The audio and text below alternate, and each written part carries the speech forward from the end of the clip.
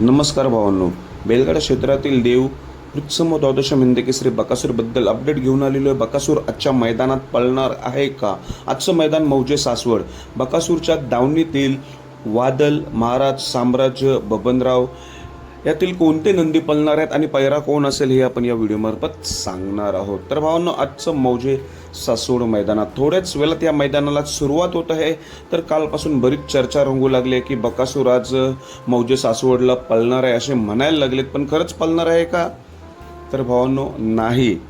आपला बकासूर आज कोणत्याही मैदानात पळताना दिसणार नाही. आरामावच असणार आहे बकासूर, पण बकासूरच्या दावणीतील दोन नंदी पळणार आहेत. कोणते आणि पैरे कोण असतील हे आपण सांगणार आहोत. तर भावांनो, काल लाईव्ह लॉट्स निघालेले आहेत. लाईव्ह लॉटच्या माध्यमातून 2 चिठ्ठ्या निघाल्यात मोहिल शेठ धुमाल यांच्या नावाने. एक गट क्रमांक 4 मध्ये, एक गट क्रमांक 40 मध्ये, अशा 2 चिठ्ठ्या निघाल्या. त्यामुळे चर्चा जास्त रंगू लागली, जास्त जोर धरू लागली चर्चेला की बकासूर असणार आहे.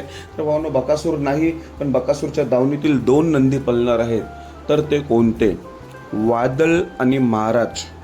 वादळ आणि महाराज हे 2 नंदी आज आपल्याला मौजे सासवड मैदानात पळताना दिसेल. तर मला असं वाटतंय गट क्रमांक 4 मध्येच पळताना दिसेल, कारण गट क्रमांक 4 आणि गट क्रमांक 40 यामध्ये 2 चिठ्ठ्या असल्या तरी पण गट क्रमांक 4 मध्ये वादळ आणि महाराज. तर पैरा कोण? तर भावांनो, घरचाच साच पळणार आहे. बरेच दिवसातून आपल्याला घरचीच गाडी पळताना दिसणार आहे, वादळ आणि महाराज.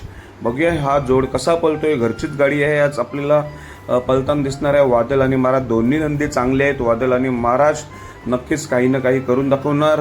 आज घरचीच गाडी पळते, तर त्यांना शुभेच्छा देऊया. आज बकासूर कोणत्याही मैदानात नाही, साम्राज्य देखील कोणत्याही मैदानात नाही, बबनराव देखील कोणत्याही मैदानात नाही. तर शुभेच्छा देऊया वादळ महाराजला. धन्यवाद भावांनो.